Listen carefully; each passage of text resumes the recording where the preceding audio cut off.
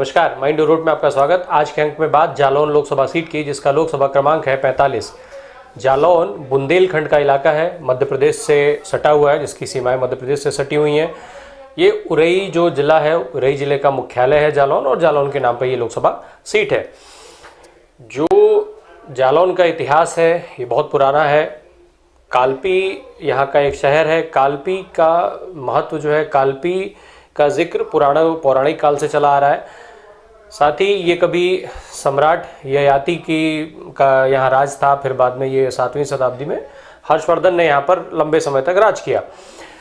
कहा जाता है कि जो कालपी का उल्लेख है वो पुराणों और महाभारत काल में भी मिलता है। ये भी कहा जाता है कि यहाँ जो जालौन है वहाँ पर प्राचीन काल में एक ऋषि जलवान रहा करते थे। उनका जो वहाँ पे तपस्या वगैरह करते थे, और इन्हीं जलवान के नाम पर इस जगह का नाम जालौन रखा गया।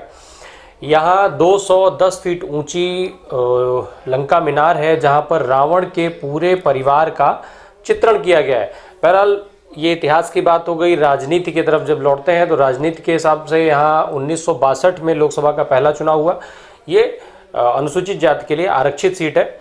इस सुरक्षित सीट में विधानसभा की 5 सीटें आती हैं, जिसमें भोगनीपुर, माधोगढ़, कालपी, उरई और गरौठा की विधानसभा सीट है। 5 विधानसभा सीटों पर वर्तमान समय में 2017 के चुनाव के बाद भारतीय जनता पार्टी का कब्जा है।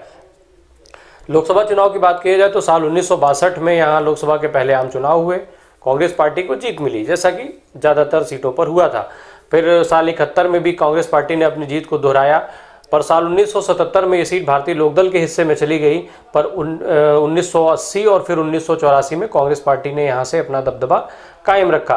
पर साल 1989 में ये सीट जनता दल के खाते में चली गई। फिर साल 1991 का जब लोकसभा का चुनाव हुआ तो उस समय चूंकि भारतीय जनता पार्टी की एक लहर चल रही थी बाबरी विध्वंस के बाद, तो ये सीट भारतीय जनता पार्टी के खाते में गई और गया प्रसाद कोरी यहाँ से चुनाव जीत करके सांसद चुने गए। साथ ही इस सीट पर पहली बार भारतीय जनता पार्टी का कमल खिला।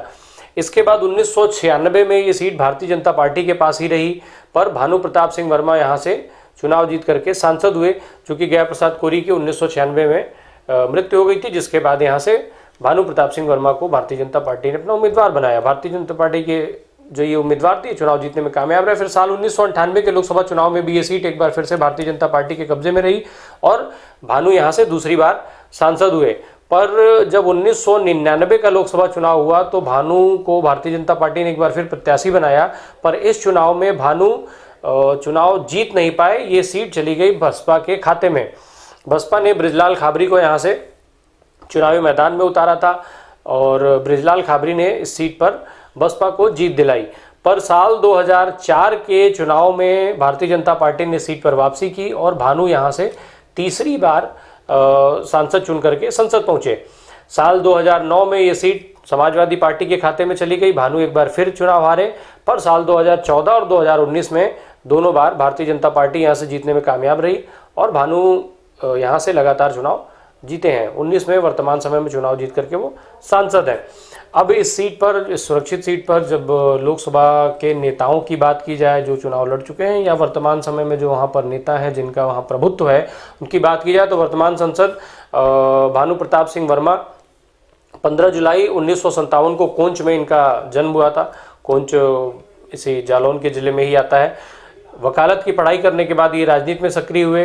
पहली बार ये कोंच नगर, जो कोंच की नगर पालिका है, वहाँ से ये सभासद चुने गए थे साल 1989 में और यहाँ से इनके राजनीतिक करियर की शुरुआत हुई। फिर साल 1991 में इनको कोंच की विधानसभा सीट से भारतीय जनता पार्टी ने अपना उम्मीदवार बनाया। ये चुनाव जीत करके विधायक हो गए। इसके बाद जब गया प्रसाद कोरी, जो उस समय भारतीय जनता पार्टी के टिकट पर यहाँ से चुनाव जीत करके सांसद थे, 1996 के लोकसभा चुनाव के पहले उनकी मृत्यु हो गई। इसके बाद भानु को यहाँ से भारतीय जनता पार्टी ने अपना उम्मीदवार बनाया। भानु यहाँ से चुनाव जीतने में कामयाब रहे।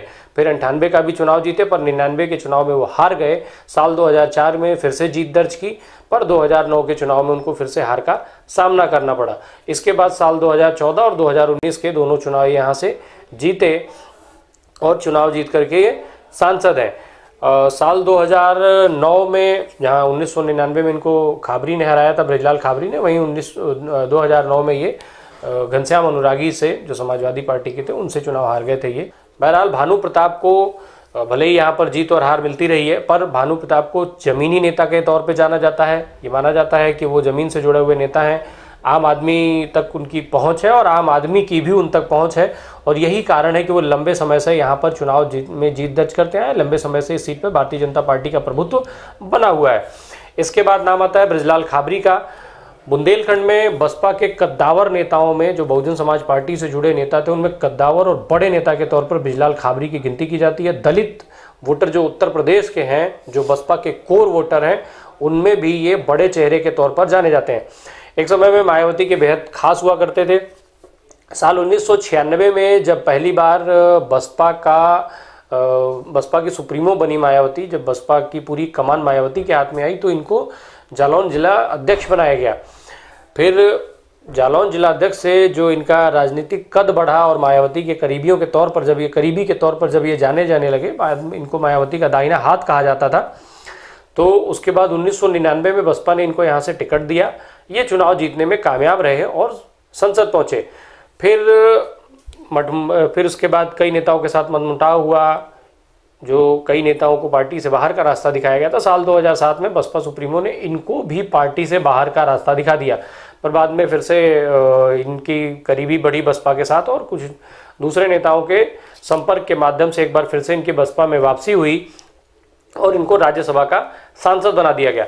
हालांकि इनकी बसपा में वापसी हो गई, राज्यसभा के सांसद हो गए, पर जो इनकी हनक हुआ करती थी पार्टी में, वो फिर से लौट नहीं पाई। और ये कारण था कि इनके अंदर फिर भी जो इनका पुराना हनक था, उसको वापसी को ना लेकर के ये बात इनके मन में बैठी रही। फिर आगे जा करके इन्होंने बसपा का दामन छोड़ करके, और फिर चूंकि 2014 के लोकसभा चुनाव में इनको बसपा ने टिकट दिया, चुनाव हार गए, तो इसके बाद इन्होंने 2016 में बसपा से अपना नाता तोड़ा और कांग्रेस के पाले में आ गए। कांग्रेस का दामन थाम लिया। कांग्रेस ने इनको 2019 में इसी लोकसभा सीट से अपना उम्मीदवार बनाया। हालांकि ये चुनाव हार गए, तीसरे नंबर पर रहे, और जो इनके वोटों का आंकड़ा था वो 6 अंकों में भी नहीं पहुंच पाए, यानी 1 लाख वोट भी नहीं पा पाए थे। करीब 89,000 कुछ वोटों तक इनकी गिनती सिमट गई थी। इसके बाद नाम आता है घनश्याम अनुरागी का। घनश्याम अनुरागी मूल रूप से हमीरपुर के रहने वाले हैं, वहीं हमीरपुर में इनका जन्म हुआ था, और ग्राम प्रधान के तौर पर इनके राजनीतिक कैरियर की शुरुआत हुई थी। पहली बार ये अपने गांव के प्रधान बने, फिर उसके बाद एक बड़े IAS अधिकारी के संपर्क में आने के बाद इनकी समाजवादी पार्टी में ये शामिल हुए। समाजवादी पार्टी में शामिल होने के बाद साल 2000 में ये जिला पंचायत सदस्य का चुनाव लड़े और फिर ये जिला पंचायत के अध्यक्ष चुने गए। यहाँ से फिर साल 2009 में चूँकि ये लगातार सक्रिय रहे, फिर इनकी जब मुलायम के करीब आए तो साल 2004 में इनको मुलायम ने हमीरपुर से तो नहीं, लेकिन उसके बगल की जालौन सीट से सपा के टिकट पर चुनाव लड़ाया। हालांकि 2004 का चुनाव ये हार गए, पर 2004 का चुनाव हारने के बाद इन्होंने जालौन का क्षेत्र नहीं छोड़ा, बल्कि और मजबूती से यहाँ से सक्रिय हो गए। लगातार 5 साल सक्रियता का इनाम इनको ये मिला कि साल 2009 में समाजवादी पार्टी के टिकट पर जब यहाँ से चुनाव लड़े तो यहाँ चुनाव जीत करके ये सांसद हुए। बहरहाल 2016 में जब उत्तर प्रदेश में पंचायत के चुनाव हुए तो उस समय इनको पार्टी विरोधी गतिविधियों के कारण समाजवादी पार्टी से बाहर निकाल दिया गया। फिर ये बसपा के संपर्क में आए। इनको उम्मीद थी कि 2019 में बसपा इनको टिकट देगी, पर जब टिकट अजय पंकज को दे दिया गया तो ये वहाँ से छोड़ करके और भारतीय जनता पार्टी में शामिल हो गए। बहरहाल ये हत्या के एक मामले में जेल जा चुके हैं, हालांकि बाद में बरी हो गए थे। फिर इनके अपने ही परिवार ने, इनकी पत्नी और इनकी बेटी ने अपनी हत्या किए जाने की साजिश का इनके ऊपर आरोप लगाया। इनका बेटा भी इसमें शामिल था, इससे भी बाद में बरी हुए। फिर खनन के मामले, चूँकि हमीरपुर से संबंध रखते हैं, खनन के मामले में ये CBI की जाँच के घेरे में भी रहे हैं। इसके बाद नाम आता है अजय सिंह पंकज का। अजय सिंह पंकज महागठबंधन में जो ये सीट थी वो बसपा के खाते में थी, और अजय सिंह पंकज कोंच की विधानसभा, जो अब माधोगढ़ हो गई है, माधोगढ़ के नाम से अब जाने लगी है, तो कोंच से ये विधायक हुआ करते थे और इनको बसपा ने अपना उम्मीदवार बनाया था। ये इस चुनाव में दूसरे नंबर पर रहे थे। अब जाति समीकरण, जो यहाँ वोटरों का समीकरण है उसकी बात की जाए तो यहाँ करीब 19,17,864 वोटर हैं, जो 2019 के लोकसभा चुनाव के आंकड़े हैं। इसमें 10,40,819 पुरुष वोटर हैं, तो 8,76,952 महिला वोटरों की संख्या है। यहाँ जो कुल आबादी है उसका 78.97% आबादी ग्रामीण क्षेत्रों में निवास करती है तो 21.03% शहरी क्षेत्रों से संबंध रखती है। जातिगत आंकड़ों की बात की जाए तो अनुसूचित जाति की आबादी यहाँ लगभग 27.8% है। अभी जो चुनाव के आंकड़े हैं, जो यहाँ से जीत जिनको मिली है, उनमें देखा जाए तो जातीय समीकरण साधने में जो पार्टियां कामयाब हो जाती हैं उनको अभी तक यहाँ से जीत मिलती रही है। इसीलिए भारतीय जनता पार्टी का यहाँ पर वर्तमान समय में वर्चस्व है। कांग्रेस यहाँ लंबे समय से दूर है, तो वहीं समाजवादी पार्टी और बहुजन समाज पार्टी एक एक बार इस सीट से चुनाव जीतने के बाद अगले प्रयास में लगे हुए हैं। धन्यवाद।